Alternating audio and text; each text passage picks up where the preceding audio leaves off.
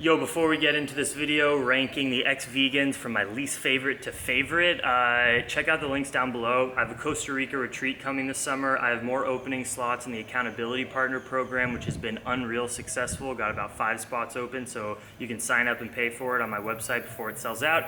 And then I'm hosting Banana Island. It's an online 7-day raw food, only eating bananas community support group. We Skype each other every single night for the week.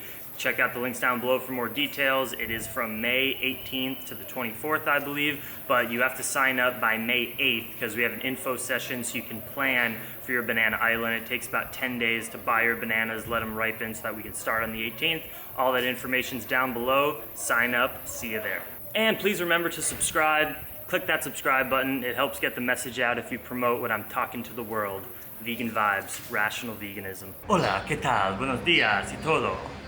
It is 99 degrees Fahrenheit here in León, Nicaragua, one of the big cities in Nicaragua, and tomorrow I get to the suburb outside of Managua where I have an Airbnb for 15 days of making videos. I'm gonna go back in the gym, make gains, and rest off this bike life. Down here in Central America in the summer, bike life gets super chill. I bike for maybe 2 weeks straight, like 5 days of the week, and then I take 2 weeks off in an Airbnb and keep doing that because you can't bike every day when it's 100 degrees out all day. It's just impossible. So on my bike ride today, which was only 25 miles to get here to León, I thought it would be interesting to rank the ex-vegans on my least favorite to favorite top 10 ex-vegans. Now, of course, there's probably more, but these are the 10 predominant ones, and I do have opinions on all of them. I'm a very opinionated person, and today on my ride, I was thinking about it, I took some notes, and here we go. We're gonna start with my least favorite for drama's sake, and we're gonna make our way all the way up to my favorite ex-vegan, which you might be surprised, towards the end of people that I like more, I am like 90% behind even their choices of what they're doing, so stick with me to the end of the video so you can see, and please hit that subscribe button. I've been looking at my analytics lately, and 60% of the people who watch my videos don't even subscribe, and of course subscribing helps to get more people to see my channel in the first place. So if you haven't subscribed, click that subscribe button, please. And here we go. My notes. My least favorite of the ex-vegans gets on not only my nerves most, but just who I disagree with their outlook on life and why they're ex-vegan is Tristan from Primal Edge Health. This dude's hashtag is eat meat, make families. His big thing, one of his big things, besides just bashing veganism and promoting carnivorism, is that the concept of human overpopulation is just not true, and that we should all be making more babies and eating more meat. It's just like the pinnacle of stupidity in 2019, with climate change being to the extent that it is, and our generation is going to feel the effects of climate change so much heavier than even we have in the last 2 decades, although some coastal regions are already feeling the impacts of climate change, and fishermen and farmers, as the climate, the bread baskets of the world are going to begin to move north because it's getting too hot. We've had the last 10 years have been progressively the hottest recorded times in the last hundreds of years that are average temperatures that humans have been recording temperature. I mean, it makes me so depressed as someone who studied climate change and climate science and got my degree in that in college, that some people are doubting that human-caused climate change and overpopulation is a problem. And Tristan talks about it all the time. He thinks that we aren't actually overpopulated, we're just doing our systems wrong of how we grow food, which is true. But listen, like literally a 5th grader or a 5-year-old would understand this concept that Tristan does not. Climate change is mainly the climate change that we're experiencing right now in 2019 is a human-caused problem. We dig too much fossil fuels out of the earth, and we grow food that takes so much fossil fuels in order to grow, and animals release methane, which is a more potent greenhouse gas than carbon dioxide, and all that together are the main sources of climate change. You got animal agriculture number 1, agriculture in general, kind of just below that, and then all of transportation, cars, fossil fuels, etc. But all those things, if you think about it, those aren't the problem. It's the fact that we have so many people, an exponential amount of human beings on this planet. In the last 100 years, I'm pretty sure our planet human population has like doubled or something crazy, from like 3 or 4 billion to 7 billion. I haven't looked at that stat recently, but I'm almost positive that's sure, and you can look it up so easily. Essentially, I shouldn't be here having to argue that putting more people on the planet who are resource intensive people, we're demanding cars and electricity and fast food and industrial products which are harming the environment. So the more people we have, the bigger the problem. And he is saying we don't have a human overpopulation problem and we should make more kids and eat more meat. It's just like, dude. And here's the good thing about him, is that I think he lives out in rural Ecuador. I think he probably sources his meat from smaller local farms, maybe even grows his own. That I will give it to him. I respect that so much more than the average carnivore who is buying industrial animal products, which is the most unethical and the worst. It's debatable if it's worse for the environment, but we won't get into that. We don't have time in this video. During his durian rider debate, he couldn't understand the concept that if vegans find meat in the trash can, literally in the trash can, and feed it to their animals, that's still totally within the vegan realms, because you're not supporting the demand of meat if you do that. He didn't understand that concept, and he was like, you're not vegan if you find bones in the trash can and give it to your rescued animals. He's very stupid. His channel is mainly debunking veganism.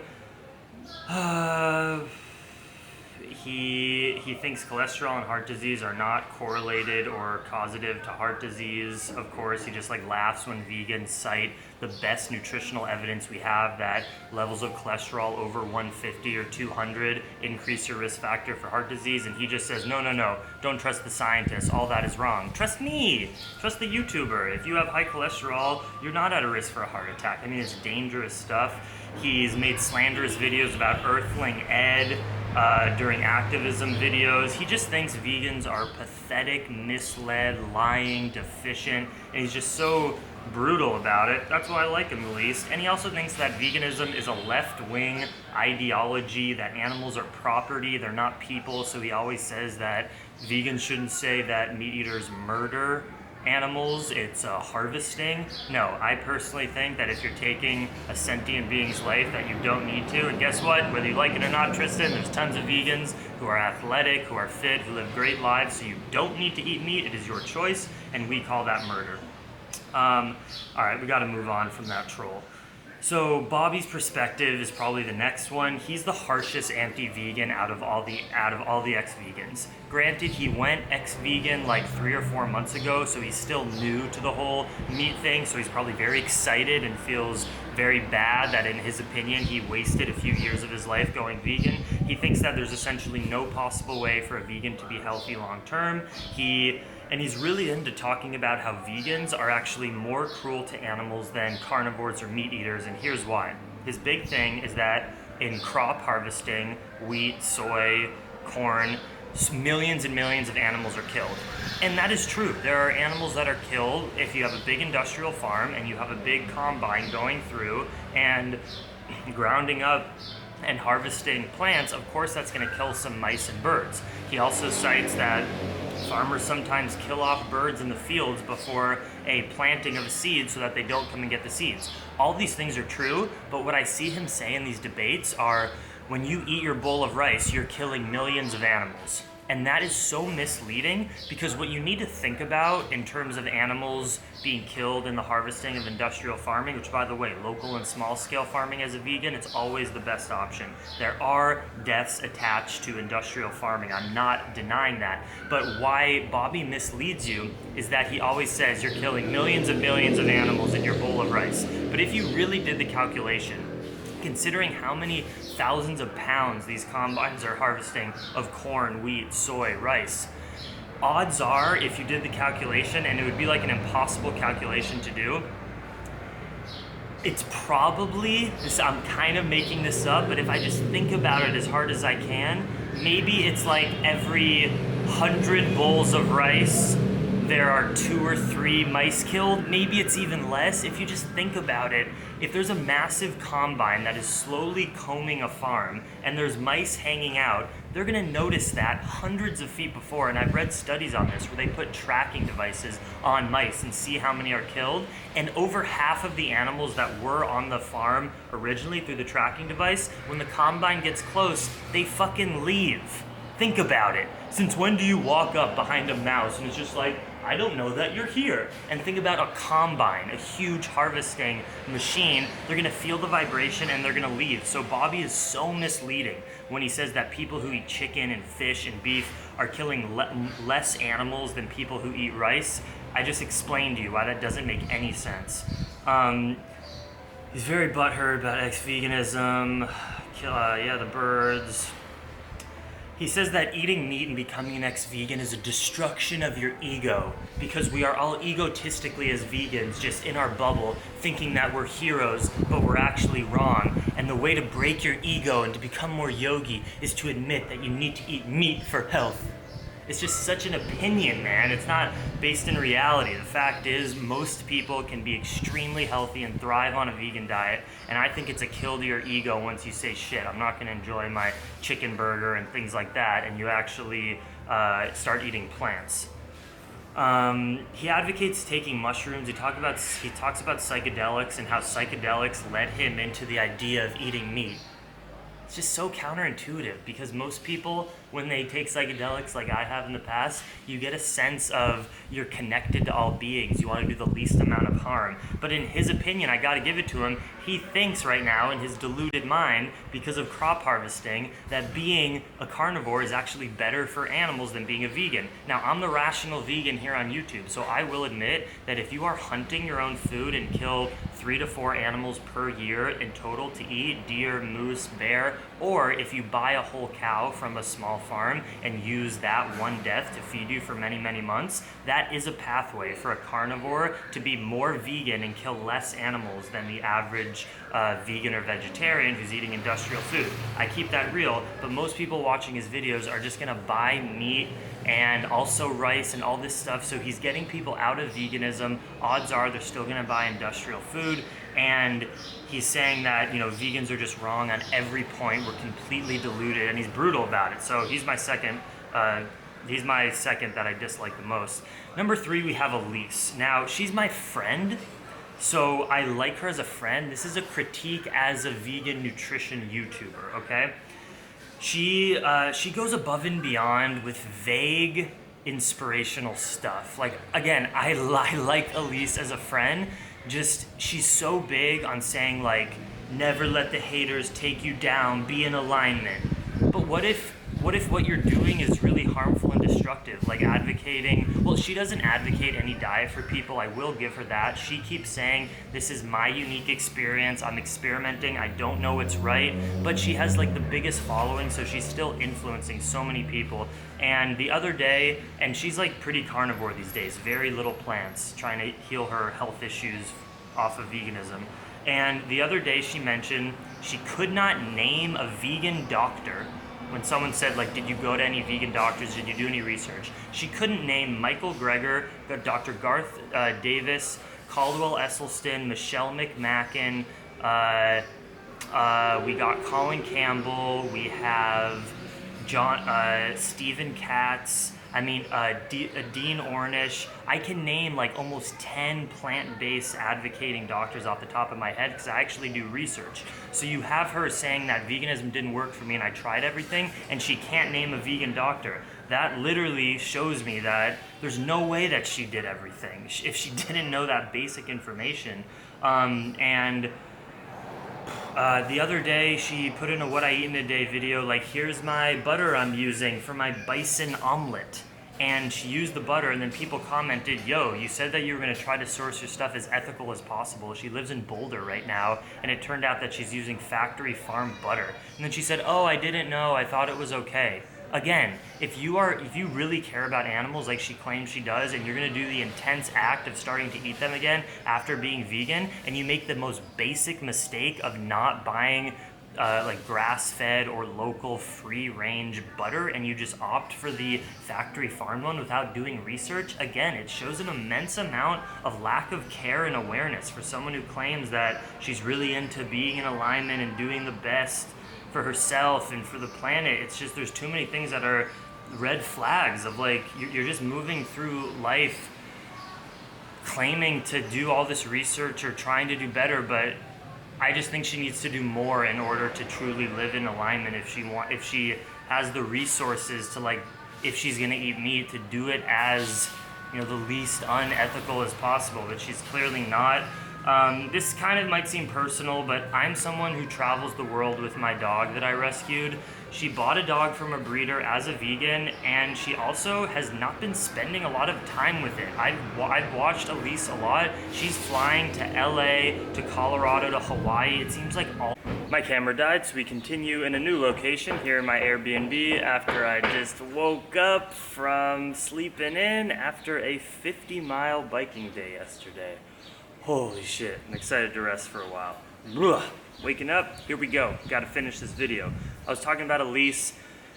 I understand that she has so many obligations. I just personally, as someone who has a dog, it makes me uncomfortable that she leaves it so much. I just don't like that.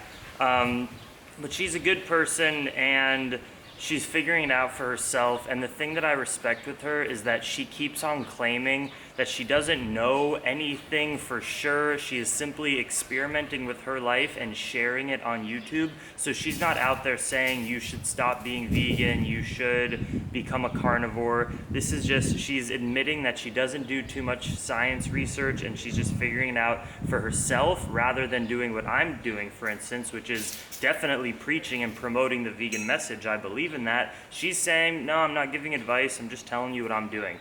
Next one, my buddy Drew, number 4.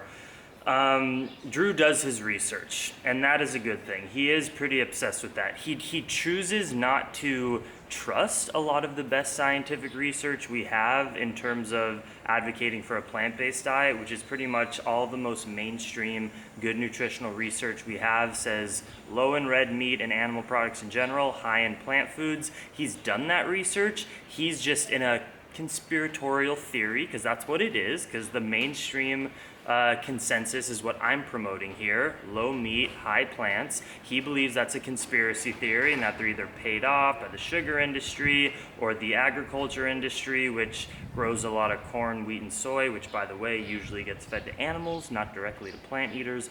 But he thinks that that paradigm is not true, and that his new carnivore style, low fiber diet is what's going to be the future. But he does do research. He wants to be called the vegan assassin. He really has become into this personality, which I think is a form of tribalism even, and he's so against vegan tribalism. One of the things he always says is you can't trust vegans because they're so in it for the ethics, they're never gonna be open-minded enough to listen to this new scientific information, which he claims to be providing. But I think he's being equally as tribal, saying like it's all about carnivore, it's all about the meat, even though he does eat some carbohydrates. Yeah, his big thing is because he felt better eating meat and less fiber, thus all the best scientific research we have for the general population must not be true. It's one of my biggest problems with these carnivores. Can't they just admit that they might be feeling better eating this way, but we still have a lot of evidence to show that even eating an egg a day increases risk of high cholesterol and heart disease? They refuse to admit that the scientific research might be true because of their anecdotal experiences. He says that you cannot build optimal muscle on a vegan diet. He questions if you can build muscle at all, which just doesn't make sense to me because there's so many vegan bodybuilders out there who are putting on more mass as vegans. He just can't get it through his head. He's like, the only way you can do it is through protein powders and mock meats, and I was someone who built muscle on a fruitarian diet. So I just don't get, he keeps on talking about that, but it's just so not true for a lot of people.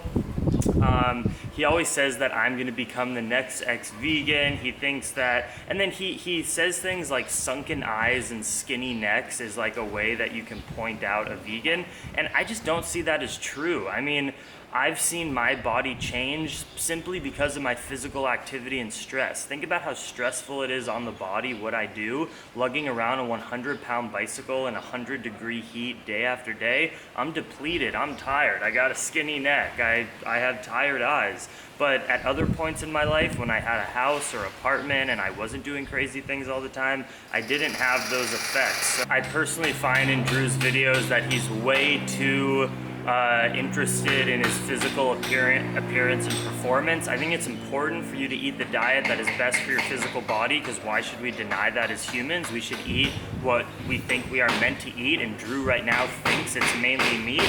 But just in the way he talks, you can tell he does not care as much about ethics or the environment. He cares purely like what can build the most muscle, and that's fine. It's just like, it's a little sketchy to me because food is so much bigger than just muscle, and you can build muscle on plants. He doesn't think so.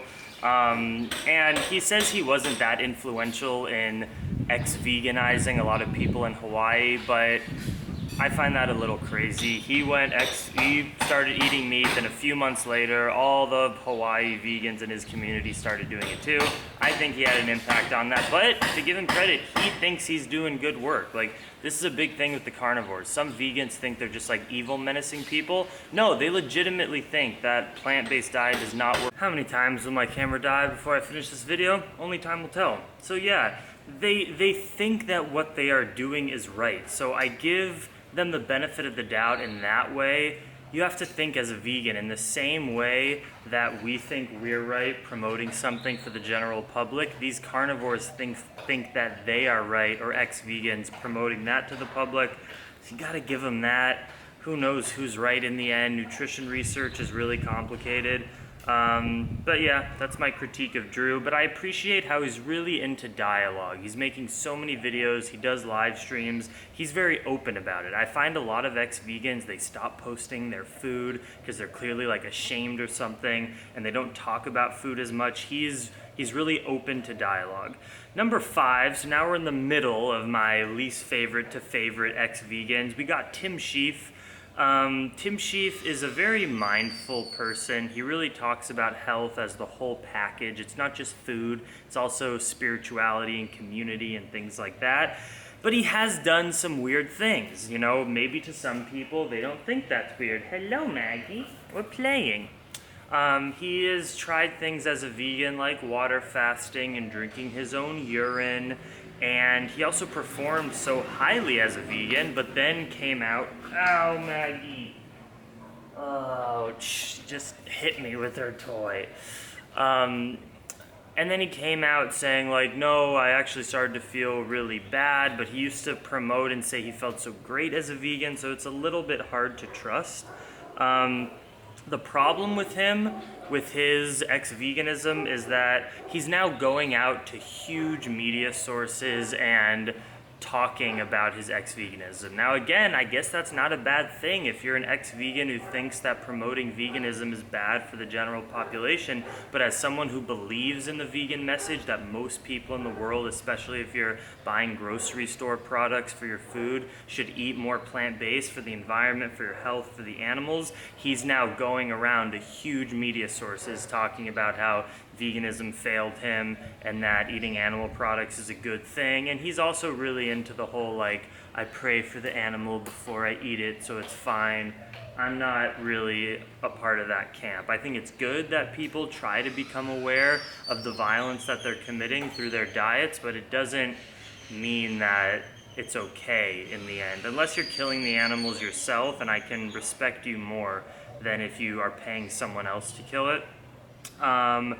I guess that's the problem with Tim Shieff. Again, all these people are just trying to figure out what's right for them. I don't know. And he's honest in his videos that he wishes he was vegan. It just like truly didn't work for him, so I appreciate that too. Number 6, we have Rawvana. The reason that she's kind of higher on my list of ex-vegans that I like is that she's still promoting like a plant-based diet, and she's doing lots of vegan recipes still, so she's not bashing veganism, but she did lie. She lied about eating fish. There's that amazing video for like trying to cover it when some other vlogger was showing that she started eating fish before she told her viewers that she's an ex-vegan. She's someone who clearly has such a big following that's similar to Elise. It was hard to finally come out that she was eating animal products, and I do have compassion for those people because we don't know what it's like to have 1 million followers. It must be so scary if you've built a brand around food, then you change your diet. So I appreciate that she's still making recipes. She's not going out there bashing ex-vegans, or bashing vegans. Next we have Bonnie Rebecca. She's very honest. She makes in-depth videos about her health struggles and the impacts that animal products gave to her, and she had one of the most compelling stories I've heard about her and her boyfriend like trying for months and seeing vegan doctors and doing research, or years even, trying to figure out skin issues and brain fog, I think, issues and other autoimmune stuff, and how they really did go out there and try it. And I've met Bonnie multiple times. Yes, she is very lean and has a good physique consistently and is quite skinny, so there has to be some form of controlled eating there. I'm not saying she has an eating disorder or is crazy restrictive, but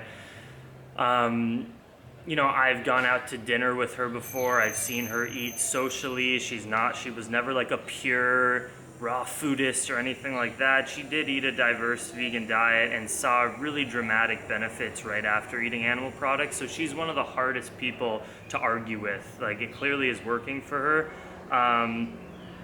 What else do I have here? One criticism I would have would be like to a lot of these ex-vegans who are vegan and struggling and trying to figure out their health issues, why not try to like gain 10 pounds on your vegan diet and see if that helps? I think that's scary to a lot of people who are into body image, but I'm really convinced at this point that one of the problems is chronic undernourishment from being so skinny consistently. Maybe you're just not getting enough nutrition. So I wish people like Bonnie would just try to gain 10 pounds and see if that would help. I don't think they tried that. She is, as an ex-vegan, she's showing what I eat in a day, where she's showing her food, so she's clearly not ashamed. I kind of appreciate that too. But also, a criticism would be that maybe it's just because I'm a dude, but for me, she's a little too just like, maybe it's the Australian accent too. I don't know, this is now coming out maybe a little bit wrong. Number 8 is Jacko Wacko Vegano. He's super silly and funny, and he was making a ton of anti-ex-vegan videos, so you gotta give him credit for questioning his health, seeing benefits from eating animal products, and then going against all those videos. It would have been easier to just not admit that he was an ex-vegan, but he was honest about it. The problem I have with him though is that he openly ate a pretty junk food vegan diet, so how can you claim that veganism didn't work for you if you haven't tried it from like the best nutritional standard? I don't know too much about him, so we'll see what he does in the future. He seems like he's pretty into veganism, so maybe he'll figure something out, who knows. But he makes funny ex-vegan videos, so that's good that he kind of exposed some of the silliness with a lot of these ex-vegans. And then number 9, we have Evan Rock and Megan. They're my personal friends. They just had a kid. I know they're passionate about animal rights and about sustainable food. I've visited their property many times, and they are real people who definitely made that choice out of desperation, out of their own personal health, rather than being lazy and just not caring about animal rights. Like, these people do care. They're just figuring out what's best for them, and it's hard for me to understand because I feel best on a plant-based diet, but you know, I don't know. They also have been very open in saying that they're no longer interested in giving out nutritional advice or information, because while they're eating animal products now and seeing benefits, they are open to not knowing anything and saying that we don't know, we can't advocate something for the general audience. We're just doing what feels right for ourselves. And again, I can appreciate that. Must be intense having a kid and questioning your diet. It's like, it must be scary. And they do live on the land. I guarantee you they're sourcing their meat as local and sustainable as possible, and they eat so many fruits and vegetables from their own land. So if someone's gonna go out and leave their city life in order to be more sustainable, you gotta respect that, and I do. And then number 10, my favorite of the ex-vegans is one of the original ex-vegans and my previous girlfriend, who of course I have still so much love for, is Izzy. And the reason Izzy Davis is my favorite of the ex-vegans is that she is now posting more videos about her current diet and philosophy, and I've been talking with her via text the last few weeks, and she's eating like a 90 to 95% plant-based diet these days. She believes that a plant-based diet is best. It's just for her. And when I say plant-based, I mean like 90% plant-based with some animal products. The reason I respect that is she's not coming out as a freaking carnivore and denouncing veganism. She simply thinks that for her own mental health with having eating disorder recovery, and in order to inspire more people to eat more plant-based, she is of the philosophy that if you're like an extremist and only vegan and you talk about how you need to be vegan to be healthy, she thinks that that could be unattractive to the mainstream population, who maybe like the world would be better if people were like 80 or 90% plant-based, and that's what she believes. So by being a flexible vegan and like eating some dairy products at a party of someone who made a cake, but in your normal life, like never ordering animal products, she thinks that that could be a really good pathway to promoting people to eat more healthier and more plant-based by showing that you don't need to be fully vegan, you don't need a label. If you do it like 90% of the way, that's good enough, and that is a pretty legit philosophy if that's what she believes in. I believe more in animal liberation and I guess more of a purist stance on it, so I want to advocate people to stop thinking of animal products as foods in general, because it's not good for the environment or the planet. And again, from like a general grocery store and factory farm meat perspective. But so I can get behind her with that. One criticism I would have, she did like a review video of some of her past videos when she was eating tons of bananas and stuff, and she was like, oh, what was I thinking, eating 10 bananas in a day? And like, yeah, maybe with her philosophy now nutritionally, that's not what she does, but I think eating 10 bananas in a day, if it works for you, is completely reasonable. I often eat 10 bananas in a day, and you know, I'm fit, I'm healthy, I'm not too lean right now, I'm super healthy, and I can still pound 10 bananas, no problem. It's good for my digestion, it's healthy and all that. So I guess she was a little hating on some of her past stuff, but I understand. Yeah, that's my review of the ex-vegans. Let me know what you think down below, your favorite, your least favorite of the ex-vegans. Check out the links. I got a Costa Rica retreat coming. I got new openings in the Accountability Partner Program, and I'm hosting Banana Island May 18 to 24, I believe, and you have like 10 more days to sign up for that, más o menos. So check out all the links. Much love, Dream Extreme.